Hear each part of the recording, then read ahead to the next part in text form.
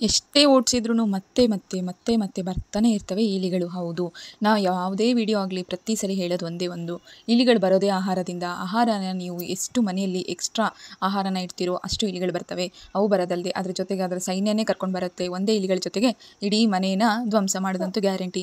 ಆದರೆ ಇವತ್ತಿನ ವಿಡಿಯೋದಲ್ಲಿ ನಾನು ನಿಮಗೆ ತೋರಿಸ್ಕೊಡ್ತಾ ಇದ್ದೀನಿ, ಬರೀ ಒಂದೇ ಒಂದು ಟೊಮೊಟೊ ಇದ್ದರೆ ಸಾಕು. ಈ ಒಂದು ಟೊಮೊಟೊಯಿಂದ ನಿಮ್ಮ ಮನೆಯಲ್ಲಿರುವ ಇಲಿಗಳನ್ನು ಸಾಯಿಸದೆ ಹಾಗೆ ಮನೆ ಬಿಟ್ಟು ಓಡಿಸ್ಬೋದು ಸುಲಭ ವಿಧಾನದಲ್ಲಿ. ಹಾಗಿದ್ರೆ ಬನ್ನಿ, ನನ್ನ ಚಾನಲ್ಗೆ ನಿಮ್ಮೆಲ್ಲರಿಗೂ ಸ್ವಾಗತ. ಇವತ್ತಿನ ವಿಡಿಯೋದಲ್ಲಿ ಇಲಿಗಳನ್ನು ಯಾವ ರೀತಿ ಓಡಿಸೋದು ಅಂತ ನಾನು ನಿಮಗೆ ತೋರಿಸ್ಕೊಡ್ತಾ ಇದ್ದೀನಿ. ಫಸ್ಟ್ ನಾನು ಇಲ್ಲಿ ಒಂದು ಪ್ಲೇಟ್ ತೊಗೊಂಡಿದ್ದೀನಿ. ಈ ಪ್ಲೇಟ್ಗೆ ಈಗ ಟೊಮೊಟೊನ ತೊಗೊತಾ ಇದ್ದೀನಿ. ಟೊಮೊಟೊ ಏನಿದೆ ಇಲಿಗಳಿಗೆ ಪಂಚಪ್ರಾಣ.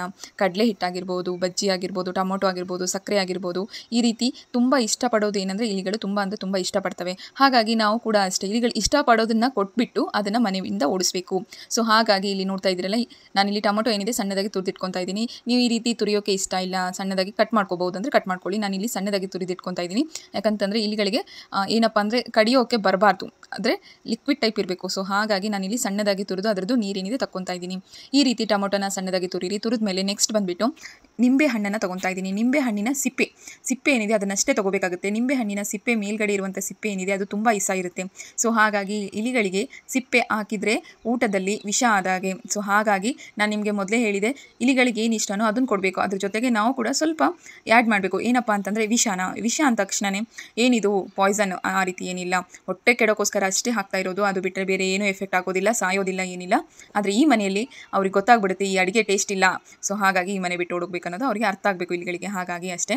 ನೆಕ್ಸ್ಟ್ ಬಂದುಬಿಟ್ಟು ಇದರಲ್ಲಿ ತುಪ್ಪ ಹಾಕ್ತಾ ಇದ್ದೀನಿ. ತುಪ್ಪ ಕೂಡ ಅಷ್ಟೇ ಫ್ಲೇವರಿಗೋಸ್ಕರ ಹಾಕ್ತಾ ಇರೋದು. ತುಪ್ಪದಲ್ಲಿರುವಂತಹ ಫ್ಲೇವರ್ ಏನಿದೆ ಅದನ್ನು ಅಟ್ರಾಕ್ಟ್ ಮಾಡುತ್ತೆ, ಇಲಿಗಳಿಗೆ ಅಟ್ರಾಕ್ಟ್ ಮಾಡುತ್ತೆ. ಸ್ಮೆಲ್ ಚೆನ್ನಾಗಿ ಬರ್ತಾ ಇದೆ ಅನ್ನೋ ಒಂದೇ ರೀಸನ್ ಸಾಕು, ಇಲಿಗಳಿಗೆ ಏನೇ ಇರಲಿ ಅವನ್ನ ಎಲ್ಲವನ್ನು ಬಿಟ್ಟು ಓಡ್ಕೊಂಡು ಬಂದುಬಿಡುತ್ತೆ ತಿನ್ನೋಕ್ಕೋಸ್ಕರ. ಹಾಗಾಗಿ ಇದು 2 ರಿಂದ 3 ದಿನ ಇಟ್ಟಿರುವಂತಹ ಚಪಾತಿ ಹಿಟ್ಟು, ಗೋಧಿ ಹಿಟ್ಟು.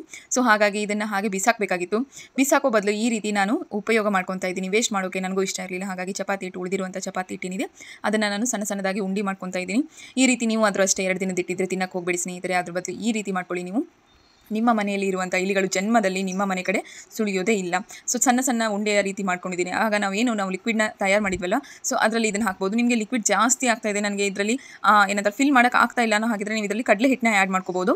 ಚಪಾತಿ ಹಿಟ್ಟನ್ನ ಸ್ಕಿಪ್ ಮಾಡ್ಕೊಬೇಡಿ, ಅಥವಾ ಚಪಾತಿ ಹಿಟ್ಟು ಅಥವಾ ಕಡಲೆ ಹಿಟ್ಟು ಇವೆರಡನೇ ಯಾವುದಾದ್ರೂ ಆ್ಯಡ್ ಮಾಡ್ಕೊಂಡ್ಬಿಟ್ಟು ಗಟ್ಟಿ ಮಾಡ್ಕೋಬೋದು. ನೀವು ಹಿಟ್ಟಿನ ಆಕಾರದಲ್ಲಿ ಅದನ್ನು ನೀವು ಮಾಡ್ಕೋಬೋದು. ನಾನು ಇಲ್ಲಿ ಆಲ್ರೆಡಿ ಹಿಟ್ಟಿರೋದ್ರಿಂದ ನಾನು ಅದೇ ಹಿಟ್ಟಿನಲ್ಲಿ ಸಣ್ಣದಾಗಿ ಉಂಡೆ ಮಾಡಿಕೊಂಡು ಅದರಲ್ಲಿ ಫಿಲ್ ಮಾಡ್ಕೊತಾ ಇದ್ದೀನಿ. ನೀವು ಬೇಕಾದ್ರೆ ಇದನ್ನು ಗಟ್ಟಿಯಾಗಿ ಮಾಡ್ಕೋಬೋದು. ಟೊಮೊಟೊದಲ್ಲೇ ಹಿಟ್ಟನ್ನು ಹಾಕೊಂಡ್ಬಿಟ್ಟು ಚೆನ್ನಾಗಿ ಕಲಿಸ್ಕೋಬೋದು. ಈ ರೀತಿ ಮಾಡ್ಕೊತಾ ಇದ್ದೀನಿ ನೋಡಿ. ಈ ರೀತಿ ಸಣ್ಣ ಉಂಡೆಗಳಾಗಿ ಮಾಡ್ಕೊಳ್ಳಿ. ಈ ರೀತಿ ನೀವು ಒಂದು 4 ರಿಂದ 5 ಇಲಿಗಳು ಎಲ್ಲಿಂದ ಬರ್ತವೆ, ಯಾವ ಜಾಗದಿಂದ ಬರುತ್ತೆ ಅಂತ ಮೊದಲು ತಿಳ್ಕೊಳ್ಳಿ. ಸೊ ಇಲಿಗಳು ಯಾವ ಜಾಗದಿಂದ ಬರ್ತಾ ಇದ್ದಾವೆ, ಹಾಗೆ ಹೆಚ್ಚು ಇಲಿಗಳಾಗಿರ್ಬೋದು, ಜಿರಳೆಗಳಾಗಿರ್ಬೋದು ಸಿಂಕಿನ ಹತ್ರ ತುಂಬ ದೊಡ್ಡ ಸಿಂಕ್ ಇದ್ದರೆ, ಅಂದರೆ ಅದರದ್ದು ಓಪನ್ ಆಗಿದ್ದರೆ, ಬೊಕ್ಕ ಓಪನ್ ಆಗಿದ್ದರೆ ಅಷ್ಟೇ ಬರ್ತವೆ. ಸೊ ಹಾಗಾಗಿ ನೀವು ಸ್ವಲ್ಪ ಮನೆ ಜವಾಬ್ದಾರಿನ ವಹಿಸಬೇಕಾಗುತ್ತೆ. ಇಂಥ ಸಣ್ಣ ವಿಷಯಗಳು ನಮಗೆ ನೋಡೋಕ್ಕೆ ನೆಗ್ಲೆಕ್ಟ್ ಅಂತ ಹೇಳ್ಬೋದು, ಬಟ್ ಅದರಿಂದ ಬರುವಂಥ ಕೀಟನಾಶಕಗಳಿಂದ ನಮ್ಮ ಮನೆಯಲ್ಲಿ ಅನಾರೋಗ್ಯಕ್ಕೆ ಈಡಾಗ್ತೀವಿ. ಸೊ ಹಾಗಾಗಿ ಈ ಜಿರಳೆ ಆಗಿರ್ಬೋದು, ಸೊಳ್ಳೆ ಆಗಿರ್ಬೋದು, ಇಲಿಗಳಾಗಿರ್ಬೋದು, ಹಲ್ಲಿಗಳಾಗಿರ್ಬೋದು, ಪ್ರತಿಯೊಂದಕ್ಕೂ ಕೂಡ ನಾವು ಯಾವುದೇ ಅಂತ ಕೆಮಿಕಲ್ ಪ್ರಾಡಕ್ಟ್ ಅನ್ನು ಹಾಕೋಕ್ಕಾಗೋದಿಲ್ಲ. ಅದ್ರ ಬದಲು ಈ ರೀತಿ ಸಣ್ಣ ಮನೆ ಮದ್ದನ್ನು ಮಾಡ್ಕೊಂಡ್ಬಿಟ್ಟು ಆದಷ್ಟು ಜಲ್ದಿ ಮನೆಯಲ್ಲಿರುವಂಥ ಇಲಿಗಳನ್ನು ಓಡಿಸ್ಬೋದು. ಸೊ ನೆಕ್ಸ್ಟ್ ಇವೆಲ್ಲ ಉಂಡೆ ಆದಮೇಲೆ ನಾನು ಒಂದು ಬೌಲ್ ತೊಗೊಂಡಿದ್ದೀನಿ. ಆ ಬೌಲಿಗೆ ಈಗ ಫಸ್ಟ್ ಬಂದುಬಿಟ್ಟು ಉಪ್ಪನ್ನು ಹಾಕೊತಾ ಇದ್ದೀನಿ. ಉಪ್ಪನ್ನು ಸ್ವಲ್ಪ ಜಾಸ್ತಿ ಕ್ವಾಂಟಿಟಿದಲ್ಲಿ ಹಾಕೊಳ್ಳಿ. ನಾವೇನು ಹಿಟ್ಟು ರೌಂಡ್ ಶೇಪ್ನಲ್ಲಿ ಮಾಡಿ ಇಟ್ಕೊಂಡಿದ್ವಲ್ವ, ಸೊ ಈ ಹಿಟ್ಟೇನಿದೆ ಅದನ್ನು ನಾವು ಈ ಒಂದೊಂದು ಉಪ್ಪಿನಲ್ಲಿ ಎದ್ದಿ ತೆಗಿಬೇಕಾಗುತ್ತೆ. ಈ ರೀತಿ ಎದ್ದಿ ತೆಗೆಯೋದ್ರಿಂದ ಇಲಿಗಳು ತಿಂದ ತಕ್ಷಣ ತುಂಬ ವಿಪರೀತ ಹೊಟ್ಟೆ ನೋವಾಗುತ್ತೆ. ಫಸ್ಟಿಗೆ ಏನು ಅನಿಸುತ್ತೆ ಇಲಿಗಳಿಗೆ, ತಿಂದಿದೆ ಟೇಸ್ಟ್ ಇದೆ ಅನಿಸುತ್ತೆ. ಅದೇ ಯಾವ ರೀತಿ ಉಪ್ಪಿನ ಅಂಶ ಜಾಸ್ತಿ ಆಗುತ್ತೋ, ಆ ಉಪ್ಪಿನ ಅಂಶ ಜಾಸ್ತಿ ಆದ ತಕ್ಷಣ ಇಲಿಗಳಿಗೆ ಹೊಟ್ಟೆ ನೋವು ಸ್ಟಾರ್ಟ್ ಆಗುತ್ತೆ, ವಾಮಿಟಿಂಗ್ ಸೆನ್ಸೇಷನ್ ಆಗುತ್ತೆ. ಸೊ ಹಾಗಾಗಿ ಇಲಿಗಳು ಮನೆ ಬಿಟ್ಟು ಓಡೋಗ್ಬಿಡುತ್ತೆ. ಮೊದಲೇ ಹೇಳಿದಾಗೆ ಇಲಿಗಳನ್ನು ಸಾಯಿಸೋದೇ ಆಗಲಿ ನಮ್ಮನ್ನ ಪಾಪ ಆಗುತ್ತೆ. ಸೊ ಹಾಗಾಗಿ ಇಲಿಗಳನ್ನು ಮನೆ ಬಿಟ್ಟು ಓಡಿಸ್ಬೇಕೆ ಹೊರತು ನಾವು ಯಾವುದೇ ರೀತಿಯಾಗಿ ಸಾಯಿಸಬಾರ್ದು. ಈ ರೀತಿ ನೀವು ಕೂಡ ಅಷ್ಟೇ ನಿಮ್ಮ ಮನೆಯಲ್ಲಿ ಡೆಫಿನೆಟ್ಲಿ ಟ್ರೈ ಮಾಡಿ ನೋಡಿ. ತುಂಬ ಒಳ್ಳೆ ರಿಸಲ್ಟ್ ಕೊಡುತ್ತೆ. ಹಾಗೆ ಯಾರೆಲ್ಲ ನನ್ನ ಚಾನಲ್ನ ಮೊದಲ ಬಾರಿಗೆ ನೋಡ್ತಿದ್ರು, ಪ್ಲೀಸ್ ನನ್ನ ಚಾನಲ್ನ ಸಬ್ಸ್ಕ್ರೈಬ್ ಆಗೋದನ್ನು ಮಾತ್ರ ಮರಿಬೇಡಿ. ಹಾಗೆ ಪಕ್ಕದಲ್ಲಿರುವ ಬೆಲ್ ಐಕಾನ್ನ ಕ್ಲಿಕ್ ಮಾಡಿ, ಎಲ್ಲರಿಗಿಂತ ಮುಂಚೆ ನೋಟಿಫಿಕೇಶನ್ ನಿಮಗೆ ಸಿಗುತ್ತೆ. ಈ ವಿಡಿಯೋ ನೋಡಿದ್ದಕ್ಕೆ ಎಲ್ಲರಿಗೂ ಧನ್ಯವಾದಗಳು.